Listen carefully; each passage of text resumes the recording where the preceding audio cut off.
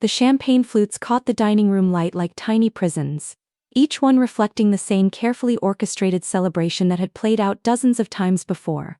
I smoothed my navy blazer, the one I'd bought on sale because every dollar counted, and watched my parents fuss over Elena like she'd just discovered the cure for cancer instead of making partner at a law firm. "Maya, darling." "Come sit," Mom called, her voice carrying that particular tone she reserved for when she needed me to play the supporting role in Elena's life story. The empty chair beside Uncle Carlos seemed miles away from the head of the table where Elena sat, practically glowing under the chandelier Dad had somehow managed to keep despite 3 refinancing attempts I wasn't supposed to know about. I'd driven 2 hours from the city after a 14-hour day analyzing market projections, my temples throbbing from staring at spreadsheets that somehow never balanced the way I needed them to. The irony wasn't lost on me. I spent my days making financial recommendations for companies while my own bank account hemorrhaged money to keep this very house from slipping into foreclosure. "Elena just closed the Morrison case," Dad announced, raising his glass with the kind of pride I'd stopped expecting years ago. Youngest partner in the firm's history. $300,000 starting bonus. The number hit me like ice water. 300,000. I calculated quickly, that was more than I'd transferred to their mortgage account in the past 18 months combined. My throat tightened as I reached for my water glass, noting how my mother's eyes skipped right over me to focus on Elena's animated retelling of her courtroom victory. "And the best part," Elena continued, her diamond earrings catching the light as she gestured, "is that I can finally start helping Mom and Dad with their finances. I know things have been tight." I nearly choked on my water. Tight. 4 years of $1,800 monthly transfers, and Elena thought things had been tight. "Oh, sweetheart," Mom cooed, reaching over to squeeze Elena's manicured hand. "You're so generous. Maya could learn a thing or two about family responsibility from you." The familiar sting of comparison settled between my shoulder blades like an old injury. I watched Elena beam under the praise, completely unaware that the mortgage on this house had been current for 4 years running because of automated transfers from my checking account. Not hers, mine. "Maya's been doing well too," Elena said suddenly, and for a moment my heart lifted. Maybe tonight would be different. "Haven't you, Maya? Still doing those financial things?" Those financial things. 4 years of chartered financial analyst certification coursework, a promotion to senior analyst, and oversight of a $40 million portfolio reduced to those financial things. "Maya doesn't have Elena's drive," Mom said with a dismissive wave. "She's comfortable being average. Some people are just built differently." The words landed like a physical blow. Average. I thought about the recommendation letter sitting in my laptop bag, the one from my department head nominating me for the Chicago position that would double my salary. I thought about the client presentation I delivered flawlessly last Tuesday, the one that secured a $2 million account retention. Average. But what I thought about most was the spreadsheet I'd created last month, the one I'd been afraid to look at too closely. 4 years of transfers, mortgage payments, utility bills when Dad's store had slow months, Elena's law school loans that the family had agreed to help with, except the family was just me. The total was somewhere around $90,000, maybe more. Money that should have been my down payment on a condo. Money that should have been my MBA tuition. Money that had simply vanished into the black hole of their financial irresponsibility while Elena got praised for intentions she'd never followed through on. "Actually," I said, surprised by the steadiness in my own voice, "I do have news." "Ooh." The table quieted, turning toward me with polite attention. "Ooh." "If Elena's so successful and generous," I continued, pulling out my phone with hands that trembled slightly, "maybe she can explain why I've been the one keeping this house out of foreclosure for the past 4 years. "Ooh." Dad's wine glass slipped from his fingers, red wine blooming across Mom's white tablecloth like blood. Elena's face went pale. "What are you talking about?"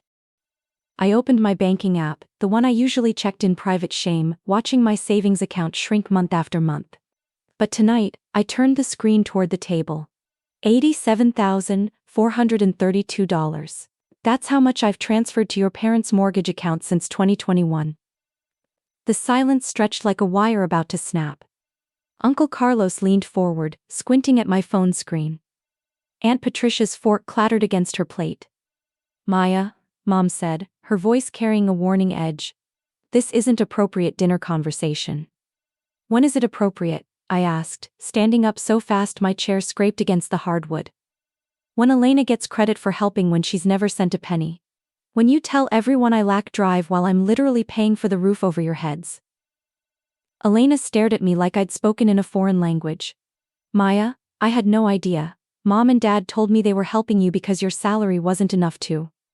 To what? I interrupted. To live? My salary is $95,000 a year, Elena. I live in a studio apartment and drive a 12-year-old Honda because every spare dollar I earn gets automatically transferred to Mom and Dad's Bank of America account. I turned to my parents, something cold and clarifying settling in my chest. Tell her? Tell Elena who's been funding your lifestyle while she got law school loans forgiven as graduation gifts. Dad opened his mouth, then closed it. Mom's face cycled through expressions, shock, anger, calculation, before settling on injured innocence. We never asked you to do that, she said weakly. You never asked. I laughed, a sound with no humor in it. Dad called me crying about losing the house.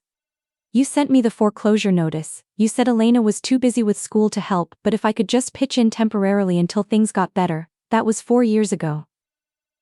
I scrolled through my phone, finding the text thread that had started it all. Here, Maya, we're desperate. We could lose everything. Elena's got loans and can't help right now, but if you could cover the mortgage for a few months just until Dad's business picks up. That was January 2021. The texts kept going. Month after month of increasingly casual requests. Car payments. Elena's bar exam fees. The roof repair that turned into a full kitchen renovation. Each request accompanied by some variation of how Elena was too focused on her career to handle family obligations. I'm up to my 4 years, I repeated, my voice growing stronger. 4 years of being told I wasn't as ambitious as Elena while I funded her path to success.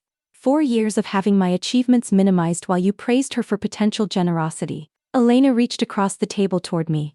Maya, I'm so sorry. I thought you thought what they told you to think, I said, not unkindly, just like I did what they told me to do. But I'm done being the family ATM while you get to be the golden child. Uncle Carlos cleared his throat. Hold on. Maya's been paying your mortgage this whole time? We thought Elena was the one helping out financially.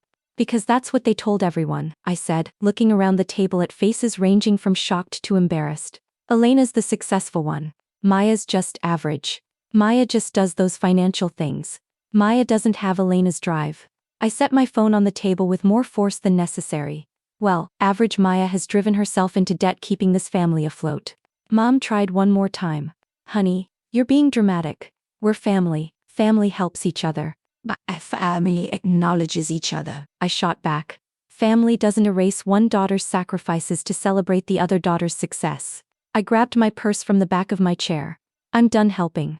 The automatic transfer stops tomorrow. You want Elena to take care of you?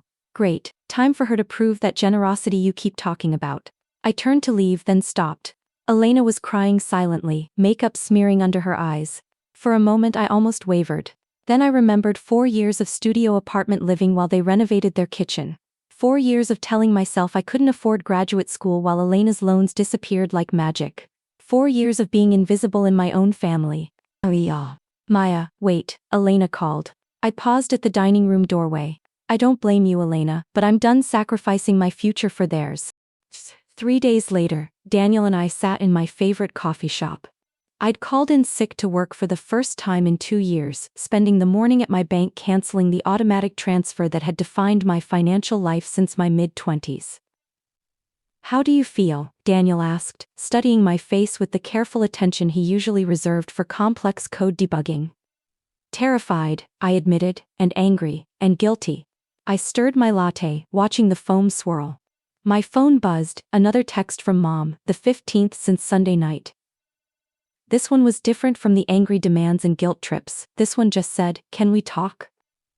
Are you going to respond? Daniel asked, eventually, but not until I figure out who I am when I'm not their financial safety net.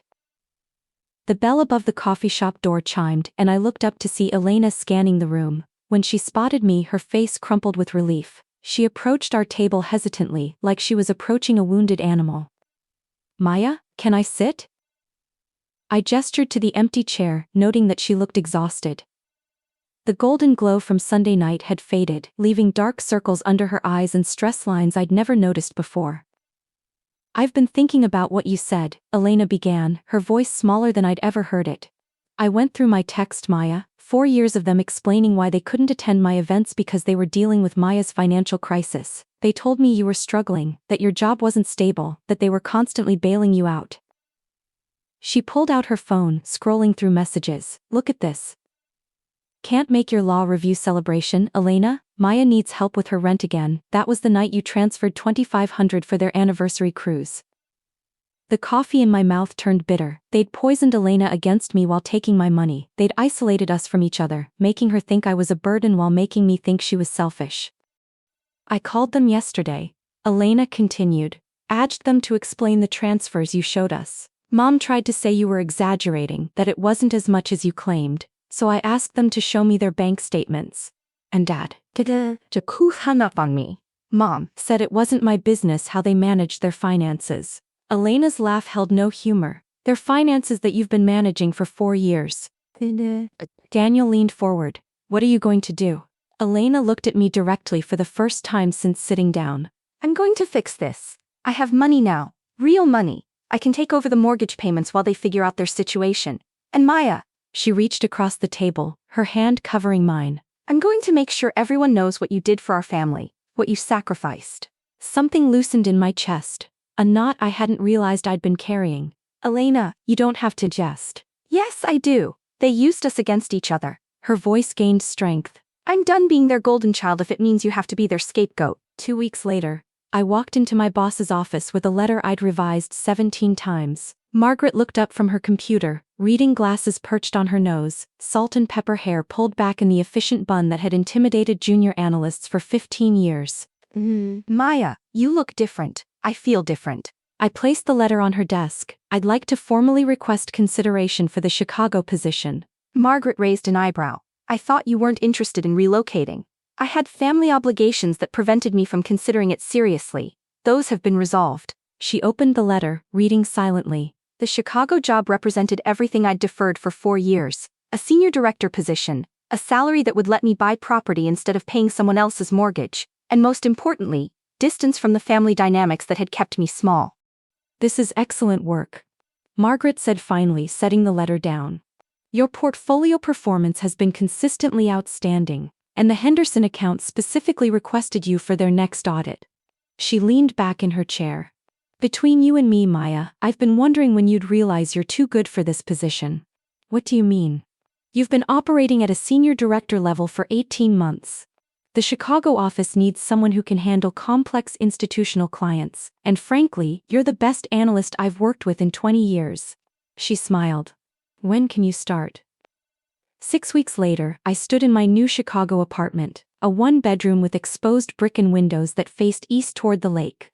Sunlight streamed across hardwood floors that belonged to me, not to a family that had forgotten my name while cashing my checks. Elena had kept her word. She'd taken over the mortgage payments and, more importantly, she'd started asking uncomfortable questions at family gatherings. She'd shown up to Mom's book club with printed bank statements, calmly explaining to the assembled women how their struggling daughter Maya had actually been the family's primary breadwinner for 4 years. She'd corrected Dad when he tried to minimize my contributions to his business associates, producing receipts for the emergency funds that had kept his electronics store operational. The family narrative was shifting, slowly and painfully. Some relatives were mortified, others were angry at being deceived. A few seemed disappointed to lose the drama of my supposed failures, but the truth was out, spreading through our extended network like water finding its level. My phone rang as I unpacked my last box of books. Elena's name appeared on the screen. How's the new place? She asked. Perfect. Expensive but actually affordable when I'm not supporting 2 households. I unwrapped my favorite mug, the one I'd bought myself after my first promotion. How are things at home? Tense. Mom keeps asking when you're coming for Sunday dinner. Dad's been trying to call you. I know. I've been letting it go to voicemail. Are you going to talk to them eventually? I considered the question while arranging books on shelves that no one would rearrange without asking. Maybe. When I'm ready. When they're ready to acknowledge what actually happened instead of trying to revise history. Maya. Elena's voice was soft. Thank you for everything you did. For the money, obviously, but also for forcing me to see how they were manipulating both of us. I've learned more about our family in the past 2 months than I had in the previous 5 years. After we hung up, I opened my laptop and checked my savings account. For the first time in 4 years, the balance had grown instead of shrunk. 2 months without automatic transfers, plus my signing bonus from the new job, had created breathing room I'd forgotten was possible. I opened a new document and started typing, Chicago update month. Month 1, salary increase 40% commute. 12 minutes, versus previous 45, apartment. 1 bedroom dishwasher, actual closet space. Family drama, 1,200 miles away. Therapy sessions scheduled, weekly, starting next Thursday. Plans for the weekend. Museum, coffee with colleagues, grocery shopping for food I actually want to eat instead of whatever's cheapest. Note to self, you are not responsible for other people's financial choices. You are not required to fund other people's lifestyles. You are not average or lacking drive or half as good as your sister. You are enough, exactly as you are. 3 months into my Chicago life, I received an unexpected invitation, Mom's 60th birthday party, scheduled for the following weekend. Elena had included a note. Mom specifically asked me to invite you, says she wants to apologize. I stared at the elegant invitation, cream cardstock with gold embossing, the kind of expensive stationery Mom loved but claimed she couldn't afford while I was paying her mortgage. The irony wasn't lost on me. Daniel called that evening as I was debating my response. "Are you going?" he asked after I'd read him the invitation. I don't know. Part of me wants to see if she's actually ready to acknowledge what happened. Part of me thinks it's just another performance. What would convince you it's genuine? I thought about that. Honesty. Public acknowledgement of what I contributed. Maybe an apology that doesn't come with excuses or blame shifting, and if you don't get that, then at least I'll know where I stand. The party was held at the country club Mom had joined after Elena made partner, membership paid for, I was certain, by Elena's new salary rather than any improvement in Dad's business. I drove the 4 hours from Chicago in my new car, a certified pre-owned Accord that represented the first major purchase I'd made for myself in years. Elena met me in the parking lot, looking nervous. She's been asking about you all week. Dad too, but differently. He seems, I don't know, ashamed. He should be. The party was smaller than I'd expected, maybe 30 people instead of the usual extended family extravaganza. I noticed several cousins and family friends who hadn't been invited, probably the ones who'd heard Elena's version of recent events and might ask uncomfortable questions. Mom approached me immediately, arms extended for a hug I wasn't ready to give. She settled for touching my shoulder, her smile bright but uncertain. "Maya, sweetheart, you look wonderful. Chicago agrees with you, it does. Listen, I've been hoping we could talk, privately I mean. There are things I need to say." Before I could respond, Uncle Carlos appeared at my elbow. "Maya, there's our financial genius. Elena told us about your big promotion. Chicago, right? Managing institutional portfolios?" I saw Mom's face tighten as the conversation shifted away from private apologies toward public recognition. "Thank you, Uncle Carlos. It's been a great opportunity. Elena says you've been supporting the family business for years. Very generous of you." The loaded phrase hung in the air. Elena had been busy, clearly. Mom's smile grew strained. "Well," Mom said quickly, "we should probably—" "Actually," I interrupted. "Elena's being diplomatic. I've been paying Mom and Dad's mortgage for 4 years, along with various other expenses. It wasn't generosity so much as family obligation." Uncle Carlos's eyebrows shot up. 4 years? That's quite a commitment. It was, but I'm focusing on my own goals now. The conversation continued, but I watched Mom's face cycle through emotions, embarrassment, anger, resignation. Other guests drifted over, drawn by Uncle Carlos's animated discussion of my career achievements. For once, I was the center of positive attention at a family gathering, and Mom couldn't control the narrative. Later, as dinner wound down, Mom cornered me near the dessert table. "Maya, this public discussion of our private business needs to stop." "Does it? Because for 4 years our private business was my public shame. Elena and I were told different stories about each other, kept apart by your version of events that painted me as irresponsible and her as uninvolved. I selected a small piece of cake, noting that Mom's hands were shaking slightly. I think our relatives deserve to know the truth about who's been supporting this family. We never meant to hurt you. But you did. You erased my contributions while taking my money. You let me believe I was the problem while you praised Elena for theoretical generosity. I met her eyes directly. Do you know what I could have done with $90,000, Mom? Do you know what opportunities I gave up to keep your house out of foreclosure? We can pay you back. With what money? Elena's salary? That would just shift the burden from me to her. I shook my head. I don't want your money. I want acknowledgement. I want you to stop telling people I'm the struggling daughter you have to support when the opposite has been true for years. Mom's composure finally cracked. Fine, you want acknowledgement? Here. She grabbed a spoon and tapped it against her wine glass, the sound cutting through dinner conversation. Everyone. I have something to say. The room quieted, 30 faces turning toward us. Elena looked horrified. Dad started to stand, then sat back down heavily. I want to publicly thank my daughter Maya, Mom said, her voice tight with controlled emotion, for her extraordinary financial support over the past 4 years. Maya has paid our mortgage, covered business shortfalls, and helped maintain our lifestyle while we sorted out our finances. She paused, tears starting. We haven't always acknowledged her contributions properly, and I want to correct that now. The silence was deafening. Aunt Patricia's fork clinked against her plate. Someone's chair creaked. Furthermore, Mom continued, her voice breaking, Maya has recently taken an executive position in Chicago that reflects her actual capabilities, which we never fully recognized. She's no longer able to provide financial support, and Elena has graciously stepped in to help us transition. I stared at her, unsure whether to be impressed by her honesty or suspicious of her motives. The room remained silent, absorbing this dramatic revision of family history. Elena started clapping slowly, then stood to Maya, for her generosity, her success and her courage in finally telling us all the truth. Others joined the applause, but it felt surreal, like receiving recognition for a different person's achievements. I'd wanted acknowledgement for so long, but now that I had it, it felt hollow. After the party, Elena and I sat in her car in the country club parking lot, processing what had just happened. That was intense, Elena said finally. That was manipulative. She did it because she had to, not because she wanted to. Does it matter? Everyone knows now. I considered that, maybe, but real change happens in private moments, not public performances. She apologized because she got caught, not because she understood the impact. So what happens now?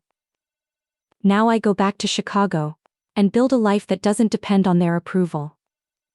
I looked out at the manicured golf course, thinking about the cost of maintaining appearances. And you set boundaries that protect you from becoming their next financial solution. I already have. I'm covering the mortgage for 6 months while they figure out a sustainable plan.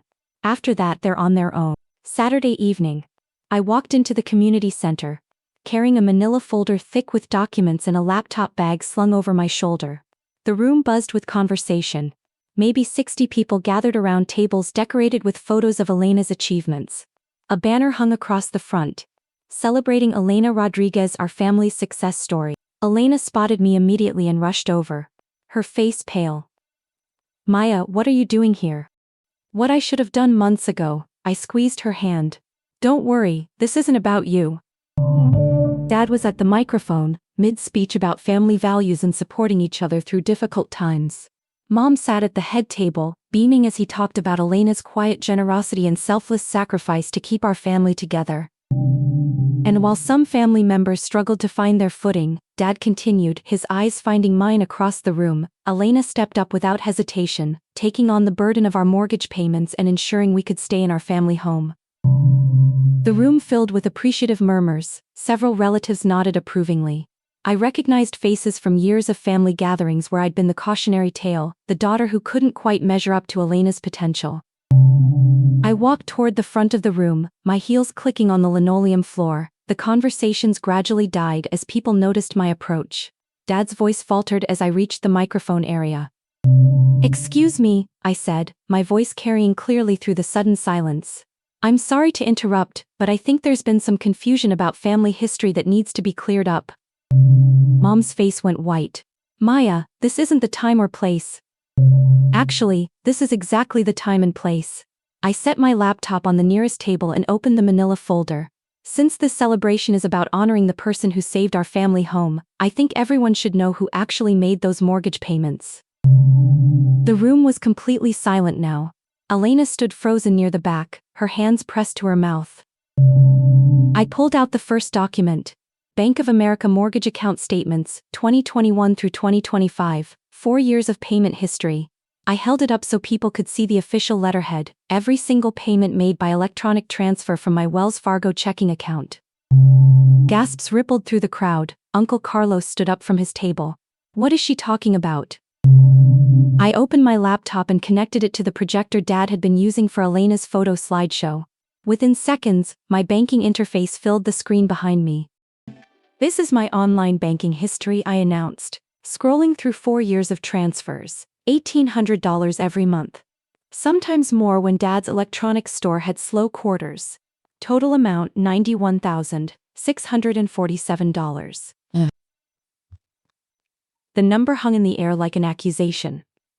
Someone whispered Jesus Christ from the back of the room. 4 years? I continued, my voice growing stronger with each word. 4 years of automated transfers while I lived in a studio apartment and drove a 15-year-old car. 4 years of postponing graduate school and living on ramen so this family could keep their house. Mom stood up abruptly. Maya, stop this. You're embarrassing yourself. I'm embarrassing myself. I laughed, a sound with no humor in it. I've spent 4 years being told I wasn't as ambitious as Elena, that I lacked drive, that I was comfortable being average. All while I was literally funding this family's lifestyle. I clicked to another screen, showing Elena's law school loan payments. These are the records of Elena's education loans, the ones this family supposedly helped pay off. Want to guess who made those payments too? Elena was crying now, but she stepped forward. Maya, please stop. I didn't know. I know you didn't know, Elena, because they told you I was the struggling daughter who needed help. They told everyone else you were the generous daughter who was helping. I looked out at the assembled crowd, seeing confusion and horror on familiar faces. They played us against each other for 4 years. Dad reached for the microphone. Now wait just a minute. No. I pulled it away from him. You've had 4 years to tell the truth. Now it's my turn. I turned back to the crowd, many of whom were now standing, craning to see the projected bank statements. 4 years, $91,000. That house is standing not because Elena sacrificed for this family, but because the daughter you once told me couldn't be half as good as her sister gave up her future to preserve yours. I paused, letting the words sink in. You erased me from the story of my own sacrifice. But I won't let you erase me from the truth. The room erupted. Relatives were talking over each other, some angry, some confused. Aunt Patricia was shaking her head in disbelief. Uncle Carlos was on his feet, pointing at my parents. Rosa, Victor, is this true? Has Maya been supporting you this whole time while you told us Elena was the one helping? Mom tried to regain control. This is a private family matter that Maya is choosing to air publicly. Elena has always been the more responsible. Stop. Elena's voice cut through the chaos like a blade. She walked to the front of the room, tears streaming down her face, and took the microphone from me. Just stop, Mom. She turned to face the crowd. Everything Maya just showed you is true. I've seen the bank statements. I've seen the loan payments. For 4 years, while I was in law school thinking our parents were struggling and Maya was irresponsible, Maya was keeping our family afloat. Her voice broke, and while Maya was sacrificing everything, I was being praised for potential generosity I never showed. The silence that followed was deafening.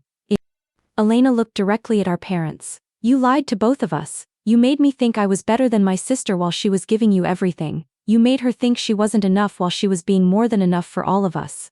She handed the microphone back to me. Tell them the rest, Maya. Tell them what you gave up. I looked out at the sea of faces, family who had watched me be diminished for years, who had nodded along when my achievements were minimized, who had believed the story of Elena's superiority because it was easier than seeing the truth. I gave up a graduate program that would have advanced my career by 5 years. I gave up buying a home. I gave up relationships because I was too tired from working overtime to fund 2 households. I gave up believing I deserved recognition for my contributions because I was told repeatedly that they weren't significant. I closed my laptop and picked up my folder. But I'm done giving up pieces of myself to maintain your illusions. Elena is successful and talented. She always was, without needing to diminish me to shine. And I am enough exactly as I am, without needing to fund anyone else's dreams to prove my worth. I turned to my parents one final time. You can keep your house or sell it, that's your choice now. But you'll make that choice with honest money and honest help, not by stealing credit for sacrifices you never made. The walk to the community center exit felt like the longest and shortest of my life. Behind me, I could hear Elena's voice, strong and clear, continuing the conversation I'd started. I could hear Uncle Carlos demanding answers, Aunt Patricia asking pointed questions about the mortgage, other relatives expressing shock and anger. But I didn't look back. For the first time in 4 years, I walked away from my family's drama without carrying their burden on my shoulders. The following morning, my phone rang before I'd even had coffee. Dad's name appeared on the screen, the first time he'd called since the community center confrontation. Maya. His voice sounded hollow, older somehow. We need to talk. About what, Dad? About how you've spent 4 years rewriting history to make me disappear? About selling the house. I set down my coffee mug, surprised. What happened? Nothing happened. We finally did the math. His laugh held no humor. Without your transfers, without Elena's help, we can't afford it. Never could, really. We've been living beyond our means for a decade, propped up by your money while taking credit for your sister's non-existent generosity. The admission hung between us like a confession. We found a small condo near Elena. The house sale will cover our debts. He paused. It's what we should have done years ago, instead of turning you into our personal bank while telling everyone you were the family failure.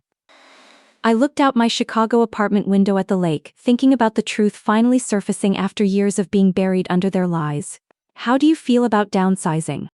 Relieved, honestly. That house was beautiful, but it was built on your sacrifice. Your mother's struggling more with it, but losing the mortgage payment means we won't need to. He trailed off. Wanting to exploit your daughters anymore? Maya, I need to apologize. Really apologize, not the performance your mother put on. We took advantage of your love, your generosity, your willingness to believe you weren't enough. We made you invisible in your own family while you were holding us all together. The words I'd wanted for years, delivered with quiet shame instead of dramatic performance. Thank you, Dad. That means everything. I'm proud of you. For your success, for your courage in confronting us, for refusing to let us erase you anymore. I should have said that 4 years ago. Elena called that evening, her voice lighter than I'd heard it in months. Maya, did Dad tell you about the house? He did. How are you handling it? Honestly, I'm relieved too. I've been carrying so much guilt since the community center. Knowing that every family gathering where I was praised, you were being erased, it's been eating at me. Elena, that's not your fault. Maybe not entirely, but I participated in it. I let them make me the golden child while you did all the work. She paused. I've been telling people the truth. Everyone who was at that celebration, everyone who's ever heard the wrong version of our family story. It's going to take time to undo 4 years of lies, but I'm committed to setting the record straight. You don't have to do that for me. I'm doing it for us, for the relationship they almost destroyed by pitting us against each other. Her voice grew stronger. And Maya, I've been thinking about what you said about graduate school. There's a nurse practitioner program here in LA that has evening classes. I could help with tuition, real help this time, not the fake kind Mom and Dad claimed I was providing. 6 months later, I was deep in my first semester of an accelerated MBA program when I received an unexpected invitation. Mom's 61st birthday party, with a handwritten note from Elena's small gathering, just close family. Mom wants to try again. Your choice entirely. I stared at the invitation, thinking about how different this felt from the last family celebration. No elaborate banner, no crowd of relatives, no rewritten history, just an acknowledgement that there was work to be done if we wanted to rebuild what their lies had broken. I called Elena. Will it be different this time? Completely different. Mom and Dad sold the house last month. They're living in a 2-bedroom condo they can actually afford. Mom's been going to therapy, family counseling specifically about the damage caused by favoritism and financial manipulation. And how is that going? Slowly. But she's starting to understand that love isn't supposed to come with financial obligations, and praise isn't supposed to be rationed like it's scarce. Elena paused. She wrote you a letter, a real apology, not a performance. She wants to read it to you in person, but only if you're ready. I looked around my Chicago apartment, at the life I'd built after refusing to fund theirs anymore. My MBA textbooks stacked on the table I'd bought without checking my bank balance first. Photos from the weekend sailing trip I'd taken just because I wanted to. A savings account that actually saved money instead of disappearing into someone else's mortgage. I'll come, I said finally, but I'm driving myself and I'm leaving when I want to leave. Of course. Maya, thank you for not giving up on us completely. I know you would have been justified if you had. The birthday dinner was held in my parents' new condo, a modest space that felt more honest than the house my money had preserved. Mom greeted me at the door with tentative arms, her hug careful and brief. Maya, thank you for coming. We sat around a small dining table instead of the grand one from the house. No extended family, no audience for performances, just the four of us, trying to figure out how to be a family without lies holding us together. I have something to say, Mom began, pulling out a folded letter. Something I should have said 4 years ago. She read slowly, her voice shaking as she acknowledged the financial exploitation, the emotional manipulation, the systematic erasure of my contributions while elevating Elena's. She apologized for making me believe I wasn't enough while I was providing everything. She thanked me for my sacrifice and asked for the chance to rebuild our relationship on honesty instead of obligation. When she finished, the silence stretched between us like a bridge we weren't sure how to cross. Thank you, I said finally, that means a lot, but rebuilding trust takes time. We understand, Dad said, we have time, and we have help now, counseling, financial planning, learning to live within our actual means instead of your means. Elena reached across the table and squeezed my hand. We're learning to be a family that builds each other up instead of tearing one down to elevate another. I squeezed back, feeling something shift in my chest. Not forgiveness yet exactly, but the possibility of it, the beginning of a relationship based on truth instead of roles they'd assigned us. As I drove back to Chicago that night, I thought about the story of our family, how it had been written, rewritten, and was now being written again with all of us participating in the authorship. I wasn't the struggling daughter or the generous sister or the family safety net anymore. I was Maya, 30 years old, pursuing my MBA, financially independent, and finally free to define myself instead of letting others define me through their needs. The story wasn't finished yet, but for the first time in years I was writing my own chapters instead of funding someone else's dreams. And that felt like the beginning of everything I'd been too afraid to want when I was too busy being what everyone else needed me to be. I was finally, completely, authentically myself. And that was more than enough.